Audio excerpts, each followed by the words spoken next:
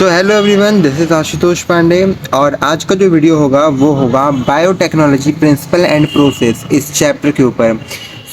जैसे कि हमने पहले ही किया है वैसे ही हम इस चैप्टर के भी मोस्ट इम्पॉर्टेंट पॉइंटर्स जानने वाले हैं। ओके, बिना किसी टाइम वेस्ट के हम लोग इस चैप्टर को शुरू करते हैं। और एक बात और ऐड करना चाहूँगा कि अगर आपको वीडियो पसंद आए तो द टोटल एनसीईआरटी को ज़रूर से सब्सक्राइब करके जाइएगा। ठीक है, हम लोग करते हैं शुरू। देखो, शुरू करते हैं विथ डेफिनेशन। बायोटेक्नोलॉजी मतलब यूज़ ऑफ लिविंग ऑर्गेनिज्म जैसे कि माइक्रोब्स, प्लांट, एनिमल और their product to make useful product for humans. तो बायोटेक्नोलॉजी का मतलब ही यही होता है कि जो माइक्रो ऑर्गेनिज्म है, ठीक है, प्लांट है, एनिमल्स हैं, इनके सब्सटेंस को यूज़ करना, ठीक है, ह्यूमन वेलफेयर के लिए। तो ह्यूमन मतलब ह्यूमन यूज़ कर सके ऐसे प्रोडक्ट्स के लिए, तो इसको कहा जाता है बायोटेक्नोलॉजी। ओके, ठीक है, सिंपल लाइन में समझे तो science that use life to improve life. ठीक है, ओके, देन आगे मूव करते हैं पॉइंट नंबर सेकंड के ऊपर। ठीक है, इसको कर लेते हैं remove. Now principles of biotechnology. Biotechnology के प्रिंसिपल्स क्या क्या हैं, आइए देखते हैं। बायोटेक्नोलॉजी के दो मेन बेसिक प्रिंसिपल्स होते हैं। फर्स्ट, जेनेटिक इंजीनियरिंग यानी कि डीएनए टेक्नोलॉजी। इसमें होता क्या है कि जीन को मैनिपुलेट किया जाता है, कट, जॉइंट या फिर ट्रांसफ़र करके डिज़ायरेबल ट्रेड इंट्रोड्यूस करवाया जाता है। मतलब आपने सुना होगा कि हम बहुत सारे क्रॉप्स के, बहुत सारे ह्यूमंस के, ठीक है, डीएनए को हम लोग अल्टर कर सकते हैं। ठीक है, कहने का मतलब ये है कि हम डीएनए को चेंज कर सकते हैं। तो ये सब पॉसिबल हो पाता है जेनेटिक इंजीनियरिंग के through. Example, human insulin, gene को बैक्टीरिया में इंसर्ट करके इंसुलिन बनाना। ठीक है, ये एक इसका बेस्ट एग्जाम्पल है। नाउ हम मूव करते हैं आगे। ठीक है,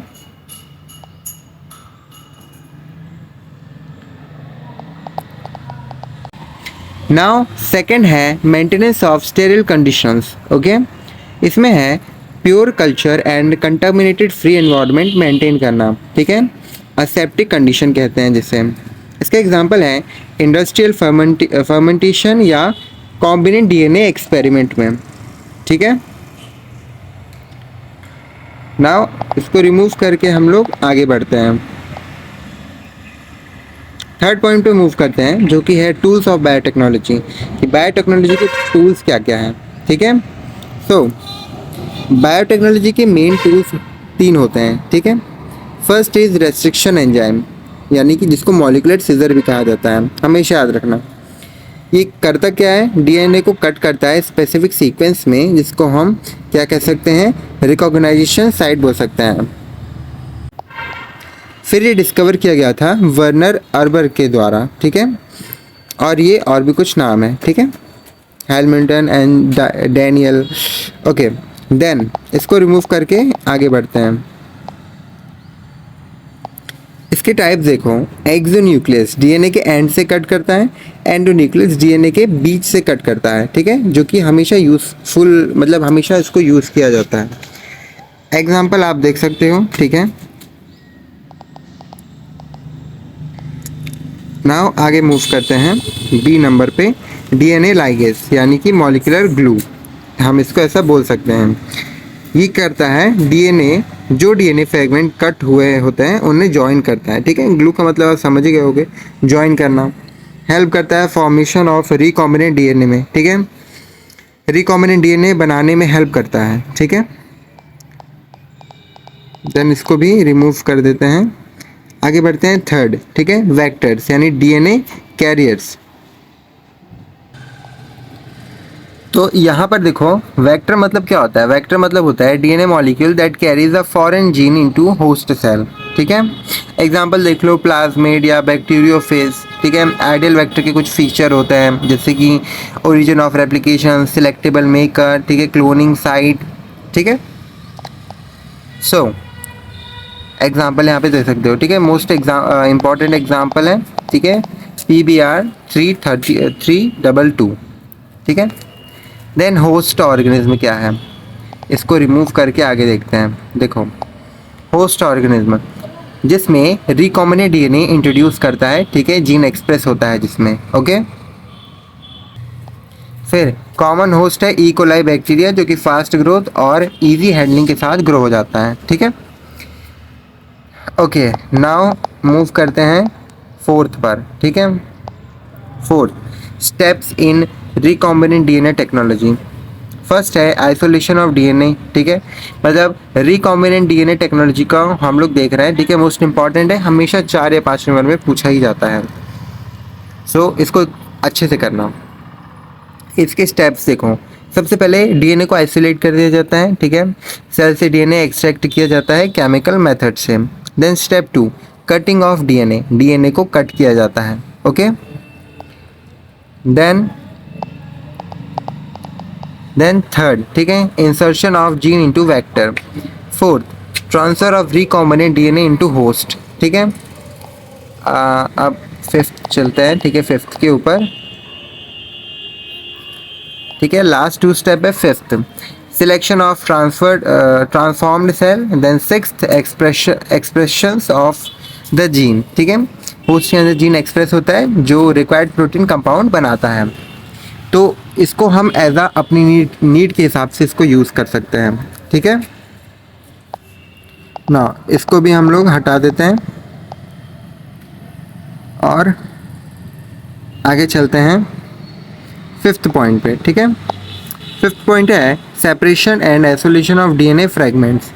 इसमें आता है जेल इलेक्ट्रोफोरेसिस। ये इसमें क्या क्या होता है, डीएनए फ्रैगमेंट को साइज़ के हिसाब साइज़ के बेसिस पर अलग करते हैं। देन डीएनए नेगेटिव चार्ज वाला होता है तो पॉजिटिव इलेक्ट्रोड की तरफ मूव करता है। स्मॉलर फ्रैगमेंट मूव करते हैं फास्टर, ठीक है। अगर आप ऐसे पॉइंट बना के लिखोगे आंसर तो हमेशा चांसेस है कि बहुत ज़्यादा आपको अच्छे नंबर मिले। पैराग्राफ में लिखोगे तो उतना अच्छा नंबर नहीं मिल पाता है, पॉइंट वाइज बहुत अच्छा होता है लिखना। Now sixth, amplification of gene, PCR polymerase chain reaction, ठीक है। मोस्ट इंपॉर्टेंट है। मैं यहाँ पे ऐड करना चाहूँगा, इसका डायग्राम ज़रूर बना के जाना, ठीक है। पीसीआर का हमेशा डायग्राम याद रखना। पीसीआर मतलब होता है टेक्नोलॉजी जिसमें एक डीएनए सेगमेंट को लैब में मल्टीपल कॉपीज में एम्पलीफाई करते हैं। एम्पलीफाई मतलब डबल, है ना। मतलब मान लीजिए कि ये एक डीएनए है, ठीक है। एक मिनट, मान लीजिए कि ये एक डीएनए है, ठीक है। इससे ऐसे बहुत सारे, ठीक है, ऐसे बहुत सारे आइडेंटिकल डीएनए बनाना, ठीक है। इसको बोलते हैं एम्पलीफिकेशन। तो एम्पलीफिकेशन का काम कौन करता है, हमेशा याद रखना, पीसीआर। देन इसको इन्वेंट किया गया था, मतलब इन्वेंटेड बाय कैरी मुलिस, ठीक है। 1985 में इसको इन्वेंट किया गया था। नाउ आगे देखो, आगे कुछ इसके स्टेप्स है मोस्ट इंपॉर्टेंट, ठीक है। हमेशा बच्चे भूल जाते हैं और अक्सर मैं भी ये भूल जाता था, सो इसको हमेशा याद रखना। सबसे पहले होता है डीनेचुरेशन, डीएनए स्ट्रैंड सेपरेट होते हैं। देन एनिलिंग होती है, ठीक है, प्राइमर अटैच होता है। Then extension, Taq polymerase enzyme new strand बनाता है, ठीक है। उसके बाद एक साइकिल के बाद डीएनए डबल हो जाता है, ठीक है, एक्सपोनेंशियल एम्प्लीफिकेशन हो जाती है। सो यही कुछ स्टेप्स थे। आगे देखो 7, insertion into host and cloning. Recombinant DNA को होस्ट सेल में इंट्रोड्यूस कराने के बाद वो रेप्लिकेट करता है, ठीक है। हर टाइम जब होस्ट डिवाइड होता है तो जीन कॉपीज बनती हैं जिसको हम क्लोनिंग कहते हैं, ठीक है। समझ आ गया होगा।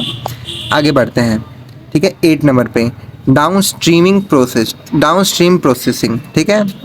फाइनल स्टेप जिसमें डिजायर्ड प्रोटीन या प्रोडक्ट को एम्पलीफाई, प्रोसेस एंड पैकेज किया जाता है और उसके बाद फिर यूज़ हो पाता है उसका। एग्जाम्पल ह्यूमन इंसुलिन या एंटीबायोटिक प्यूरिफिकेशन, ओके। देन अब बढ़ते हैं 9 नंबर वाले पे, ठीक है। लास्ट है applications of recombinant DNA technology, production of insulin, vaccine, growth hormone, disease diagnosis, ठीक है, genetically modified crop, BT cotton, environmental issues, etcetera etcetera. So यही था आज का वीडियो, ठीक है। आज का वीडियो हमारा था प्रिंसिपल और उसके प्रोसेस के बारे में, बायोटेक्नोलॉजी, ओके। तो ये चैप्टर को हमने 10 मिनट के अंदर अंदर पूरा रिवाइज कर लिया है। जो भी स्क्रीन पे देखा आपने सब अच्छे से नोट कर लेना और यही आएगा पेपर में, तो यही अच्छे से बैठ के याद करना, ठीक है। मैं मिलता हूँ आपसे कल एक और नए वीडियो के साथ। तब तक के लिए स्टे ट्यून और द टोटल एनसीईआरटी को सब्सक्राइब करना मत भूलना। हम मिलते हैं आपसे कल, तब तक के लिए वीडियोस को देखते रहिए।